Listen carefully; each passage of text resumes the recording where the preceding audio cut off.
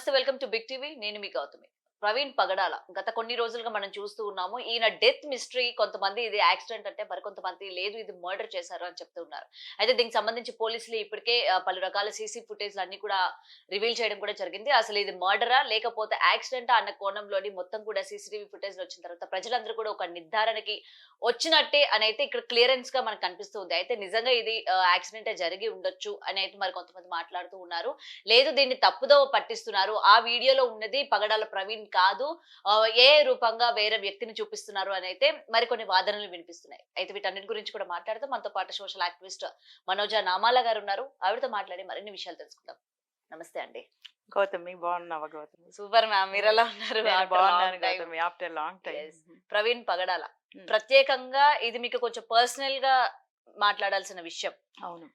Yes. మొత్తం ఈ incident starting నుంచి చూసుకుంటే ఇది అందరూ కూడా యాక్సిడెంట్ అనుకున్నారు. బట్ ఏంటంటే ఆయన ఒంటి పైన ఎక్కడ కూడా గాయాలు లేవు. ఫేస్ మీద ఉన్న గాయాల వలన క్వశ్చన్స్ అనేవి రైజ్ చేశారు. ఇది మర్డరు. ఎందుకంటే గతంలోని ఆయన్ని థ్రెటనింగ్ చేస్తూ కొన్ని వీడియోలు ఉన్నాయి. ఆయన కూడా కొన్ని విధాలుగా చెప్పడం కూడా జరిగింది. థ్రెట్ చేస్తున్నారు అని చెప్పి వాదిస్తూ ఉన్నారు. ఇది మర్డరే అని.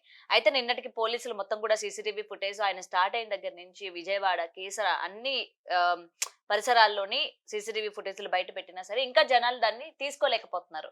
అతను కాదు ఇది ఏఐ అని చెప్పి కూడా. సో మీ వైపు మీ వర్షన్ ఏంటి? మీరు నమ్ముతున్నారా ఆయన ఇది యాక్సిడెంట్ అని చెప్పి నమ్ముతున్నారా, లేకపోతే కక్షపూరితంగా చేసినది అని మీరు ఏ విధంగా అనుకుంటున్నారు అసలు? పగడాల ప్రవీణ్ గారు 25వ తారీఖు ఆయన చనిపోయారని తెలిసింది. సో అంతకుముందు కూడా నేను ఆయన వీడియోలు పెద్దగా చూడలేదు, కానీ ఆయన ఎప్పుడైతే ఇలా మరణించాడని తెలిసిన మరుక్షణం నేను యూట్యూబ్లో వెతకడం మొదలుపెట్టాను. మంచి స్పీకర్ ఆయన, అందులో ఎటువంటి సందేహం లేదు. డిబేటింగ్లో నెంబర్ 1. తర్వాత అనాథ పిల్లల్ని వాళ్ళ పిల్లలతో పాటు కొంతమంది పిల్లల్ని, ఆడపిల్లల్ని దత్తత తీసుకుని పెంచుతున్నారు. తర్వాత జాలి కలిగిన మనిషి, ప్రేమ కలిగిన మనిషి. తర్వాత ఎంతోమంది పిల్లలకు బైబిల్ కోర్సులు ఇస్తున్నాడు ఆయన. దానిలో భాగంగానే ఆయన ఆ ఒక విలేజ్కి వెళ్ళడానికి, ఈస్ట్ గోదావరి డిస్టిక్లో ఒక విలేజ్కి బయలుదేరారు. దానిలో భాగంగా ఆ బండి తీసుకెళ్ళి అక్కడ పెడితే తిరగడానికి యాక్సెస్ బాగుంటుంది, ట్రాఫిక్లో కార్లు ఇవి కష్టం అనేటువంటి ఉద్దేశంతోనే హైదరాబాద్ నుంచి ఆ బుల్లెట్ బండి ఏదైతే ఉందో, రాయల్ ఎన్ఫీల్డ్ అనుకుంటారు, అది తీసుకుని ఆయన ప్రయాణం చేయడం జరిగింది. వాస్తవంగా ఆయన ప్రయాణం చేసేటువంటి దారిలో అసలైన సీసీ ఫుటేజెస్ లేవు. ఇవన్నీ కూడా కల్పించినవి. ఆయన లాగా ఉన్న ఒక మనిషిని పెట్టి ఆయన డ్రెస్ లాంటి సిమిలర్ డ్రెస్సులు వాళ్ళకి వేసేసి ఎక్కడ కూడా హెల్మెట్ అనేది తీయకుండా, అదే ప్రవీణ్ గారు అనుకోండి, ఒక్కసారి కాకపోయినా ఒక్కసారైనా హెల్మెట్ తీస్తారు కదా. పైగా పగడాల ప్రవీణ్ గారు వేసుకున్నటువంటి ప్యాంట్ ఏదైతే ఉందో అది ఆయన వేసుకుంది ఇక్కడ వేరేది ఉంది. ఎవరైతే ఇప్పుడు సీసీటీవీ ఫుటేజ్ వైరల్ అవుతుందో దాంట్లో ఉన్నటువంటి డ్రెస్ పూర్తిగా డిఫరెంట్గా ఉంది. ఓకే. సో అక్కడ కూడా కొంచెం మనకి డౌట్స్ ఉన్నాయి. ఎందుకు ఈ విధంగా ఒక క్రైస్తవ్యంలో ఉన్నటువంటి వ్యక్తి, ఎవరికి హాని చేయనటువంటి వ్యక్తి, గత 24 సంవత్సరాలుగా దేవుని సేవ చేస్తున్నాడు అన్నటువంటి వ్యక్తి, కేవలం ఆర్గ్యుమెంట్స్ని బేస్ చేసుకొని హిందూయిజం మీద కావచ్చు, ముస్లింల మీద కావచ్చు ఆయన కొంత వ్యతిరేకంగా మాట్లాడి ఉండొచ్చు, నేను కాదన్ను. దానికి వాళ్ళు కూడా వ్యతిరేకంగానే మాట్లాడారు. ఈయన మాట్లాడారు, అవతల వాళ్ళు కూడా మాట్లాడారు. వాళ్ళు ఎవరనేది మనకు అప్రస్తుతం. మాట్లాడినప్పుడు ఇంకా అది అక్కడికి సమస్య పోయింది. ఇప్పుడు ఈయన మా దేవుణ్ణి అన్నాడని ఈయనేం ఎవరి మీద కక్ష పెట్టుకోలేదు, ఎవరిని చంపాలనుకోలేదు. కానీ ఈయన మాత్రం మట్టు పెట్టించారు అనేటువంటిది చాలా వాస్తవం. ఎందుకంటే ఇవాళ నేను అన్ని ఛానల్స్ అనట్లేదమ్మా, కొన్ని ఛానల్స్లో ఆయనది బలంగా యాక్సిడెంట్ అని చెప్పి నమ్మించడానికి వాళ్ళు ఆ సీసీ ఫుటేజ్ని పదే పదే టెలికాస్ట్ చేస్తూ పదే ఆయన తాగాడు అన్నటువంటి విషయాన్ని చెప్తున్నారు. మరి తాగి ఉంటే మెడికల్ రిపోర్ట్లో ఎందుకు రాలేదు? ఒకవేళ యాక్సిడెంట్ అయింది అనుకోండి, చిన్న గాయమైన ఎలా అవుతుందండి? యాక్సిడెంట్ అయింది అంటే చాలా బలంగా తగిలి ఉండాలి గాయం అనేది. ఎక్కడంటే బండి ఆయన మీద పడిపోయి ఉండాలి, బండి డ్యామేజ్ అవ్వాలి, మనిషికి డ్యామేజ్ అవ్వాలి, అక్కడక్కడ గాయాలు అయి ఉండాలి.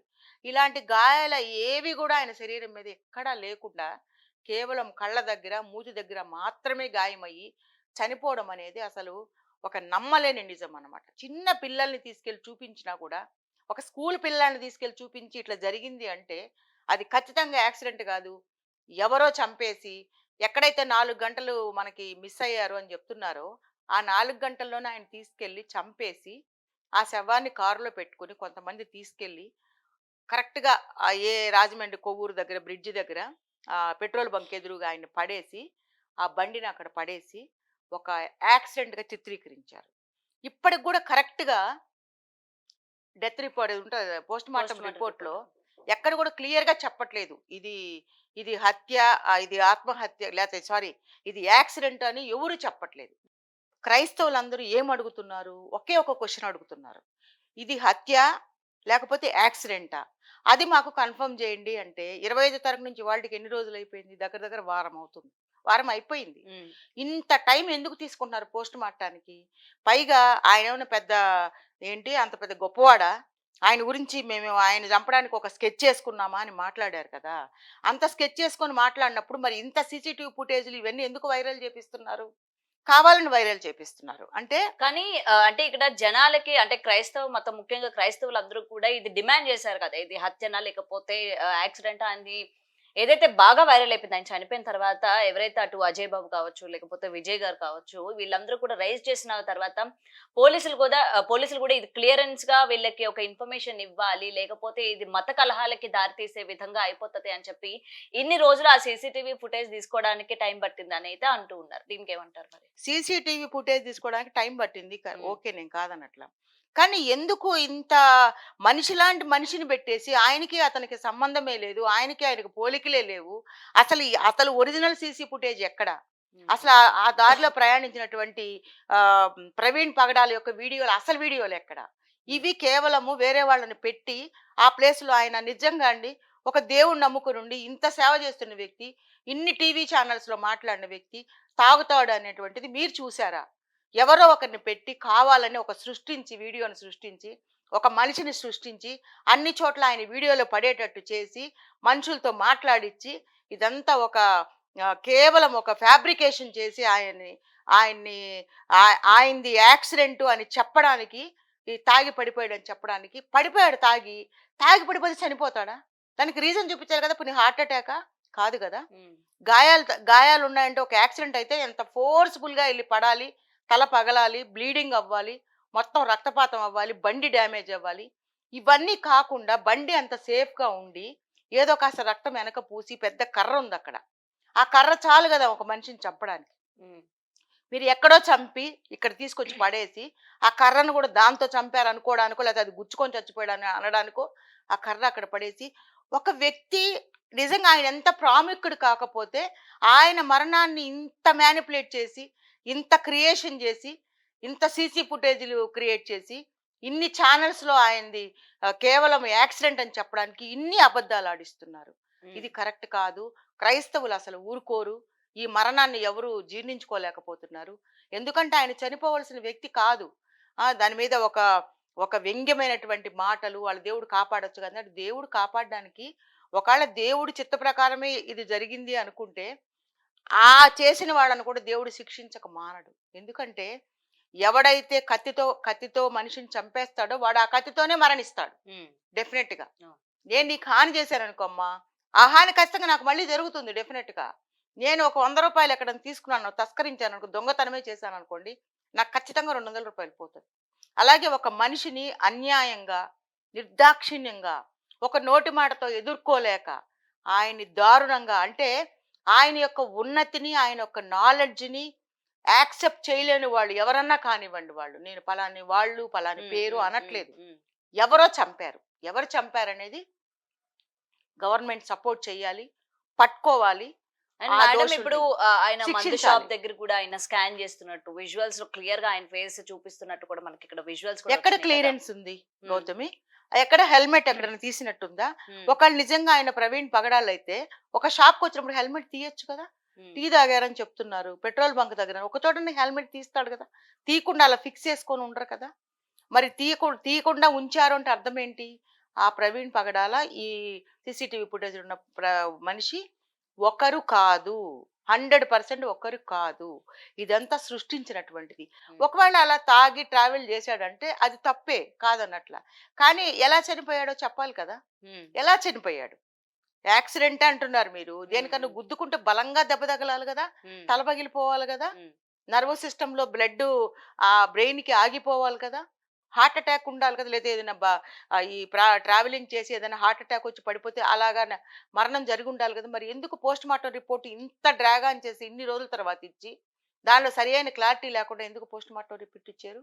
ఈ రోజు పోస్ట్ మార్టం రిపోర్ట్ లో ఆయనది యాక్సిడెంట్ కాదు అని ఇచ్చిన కొన్ని ఛానల్స్ రాశారు యాక్సిడెంట్ కాదు అని. మరి కొన్ని అది అది నమ్మాలా లేదా మనం? అసలు అదంతా కాదు. కానీ మెయిన్ క్రిస్టియానిటీ ఉన్న పెద్ద పెద్ద పాస్టర్స్ ఎవరైతే ఉన్నారో ఈ రోజు ఈ ఇష్యూ పైన వాళ్ళ వాయిసెస్ రైజ్ చేసిన వాళ్ళు కేఏ పాల్ కావచ్చు, ఇలా వీళ్ళందరూ మీరే క్రిస్టియానిటీలో ఉన్న వాళ్ళని తప్పుదో పట్టించారు, లేకపోతే ఇది యాక్సిడెంట్ అని చెప్పి మరి కొంతమంది వాదిస్తూ ఉన్నారు. ఏం చెప్తారు మరి దీని ఒక గురించి? ఇష్యూ జరిగినప్పుడు రకరకాలుగా మాట్లాడతారమ్మా. అది వాళ్ళు సపోర్టివ్ గా మాట్లాడొచ్చు, ఎగెనెస్ట్ గా మాట్లాడొచ్చు, ఆయన ఉన్నతిని చూసి ఓర్చుకోలేని వాళ్ళు వాళ్ళ కమ్యూనిటీలో వాళ్ళే మాట్లాడి ఉండొచ్చు. అవన్నీ అనవసరం ఇక్కడ. అసలు ప్రవీణ్ పగడాలది యాక్సిడెంటా, మర్డరా? రెండే విషయాలు ఇక్కడ. రెండు విషయాలు క్లియర్ గా ఒక్కటి క్లారిఫై చేయడానికి ప్రభుత్వానికి ఇంత టైం ఎందుకు పడుతోంది? ఇంకా ఏమి ఎంక్వైరీ కావాలి? పోస్ట్ మార్టంలోనే తెలియాలి కదా, అది చంపేశారా లేకపోతే యాక్సిడెంట్ అనేది తెలియాలి కదా. Simple logic. యాక్సిడెంట్ జరిగినప్పుడు బారికేడ్స్ పెట్టడము, ఎక్కడైనా ఒకటి చిన్న జరిగితేనే చుట్టూతో దానికి చుట్టూ ఒక ఫెన్సింగ్ లాగా పెట్టేసేసి ఎవరిని అలౌ చేయకుండా ఉంటారు. కానీ సాయంత్రం వరకు కూడా దాన్ని అంత నిర్లక్ష్యంగా ఎందుకు వదిలేశారు? ఎందుకు అంత జాగు చేశారు? ఎందుకు అంత లేట్ చేశారు? ఒక ఇన్సిడెంట్ జరిగి ఇమ్మీడియట్ గా రావాలి. ఆయన బ్యాగు, ఆయన సెల్ ఫోన్ హ్యాండ్ ఓవర్ చేసుకున్నోళ్ళు ఆ బైక్ కూడా ఎవరు ముట్టుకోకుండా చేయాలి. అప్పటికే చాలా మంది జనాలు ముందుకు రావడము, అదంతా టచ్ చేయడం, ఇదంతా నాకు ఈ విషయము జ్ఞాపకం చేసుకుంటే ఒక ఇన్సిడెంట్ గుర్తొచ్చిందమ్మా.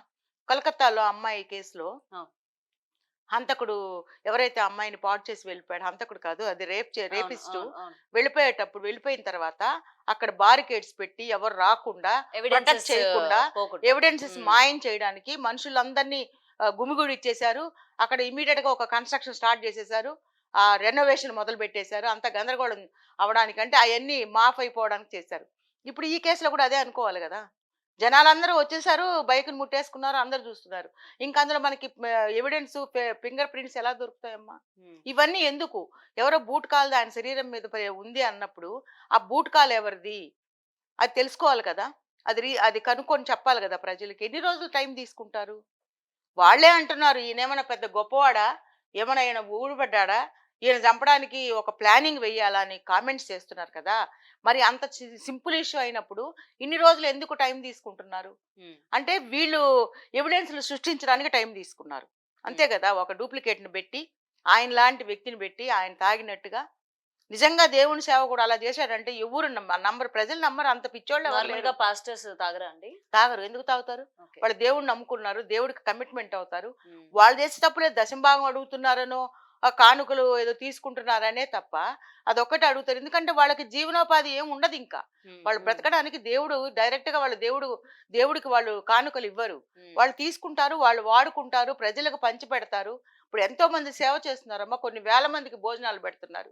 అవన్నీ ఊరికే వస్తాయా? ఒక ఆదివారం చర్చి రన్ చేయాలంటే కొన్ని లక్షలు ఖర్చు అవుతుంది. ఒక పెద్ద ఫంక్షన్ హాల్ తీసుకుని రన్ చేయాలంటే లక్షలు ఖర్చు పెట్టాలి ఒక్క రోజుకి. అలాంటప్పుడు ఆ డబ్బులన్నీ ఎక్కడి నుంచి తెచ్చిస్తారు? పాస్టర్లు అందరూ గొప్పవాళ్ళే ఉండరు కదమ్మా. ఇలా ఎదిగినోళ్ళు దేవుడి ప్రేరేపణతో దేవుడి వాక్యం అందిస్తున్నారు, దేవుడి వాక్యం ద్వారా జనాలకు స్వస్థత ఇస్తున్నారు, ఎన్నో మహిమ కార్యాలు, అద్భుత కార్యాలు దేవుడు చేస్తూ. ఎవరి నమ్మకం వాళ్ళది, అదే ఎవరి నమ్మకం వాళ్ళది. నేను ఎవరిని కించపరిచి మాట్లాడలేదు. కాకపోతే ప్రవీణ్ ప్రగడాల హత్య కేసుని ఇంత హై లెవెల్కి తీసుకెళ్లకుండా దీన్ని స్టార్టింగ్ లోనే హత్య లేకపోతే యాక్సిడెంట్ అనేది చెప్పడానికి ఇంత టైం తీసుకోవడం ఎందుకు? ఇప్పుడు మరి మిగిలిన క్రైస్తవులంతా దాన్ని గోల్ చేస్తున్నారు అనడం ఎందుకు? ఒక్కొక్కరు ఇంటర్వ్యూలు తీసుకుని వాళ్ళలో ఉన్నటువంటి, ఇప్పుడు నన్ను అడిగారు, నేను కూడా అలాగే రియాక్ట్ అవుతాను. ఎందుకంటే ఇది అన్యాయం. అతను ఏ కులం వాడన్నా కానివ్వండి, ఏ మతం వాడన్నా కానివ్వండి, ఒక మంచి వక్త, ఒక మంచి డిబేట్ చేయగల వ్యక్తి, ఒక మంచి పనులు చేసినటువంటి వ్యక్తి ఆర్గ్యుమెంట్ చేసినంత మాత్రాన అతను చెడ్డవాడు ఎలా అవుతాడు? మీరు దమ్ము ధైర్యం ఉన్నవాళ్ళు ఎవరైనా సరే ఆయనతో ఆర్గ్యుమెంట్ చేయండి, ఆయనతో మాట్లాడండి, గెలవండి. అలా మనిషిని చంపేయాలనేటువంటి దుర్మార్గాన్ని కొడికట్టడం అనేది కరెక్ట్ కాదు. ఈ విషయంలో ప్రభుత్వం చర్యలు తీసుకుని ఆయనది హత్యనా లేకపోతే నిజంగా యాక్సిడెంటా అనేది తేల్చాల్సినటువంటి బాధ్యత చట్టాంది, తర్వాత సదరు పోలీసులు. Right, thank you so much. Thank you. For more videos like this, subscribe Big TV channel.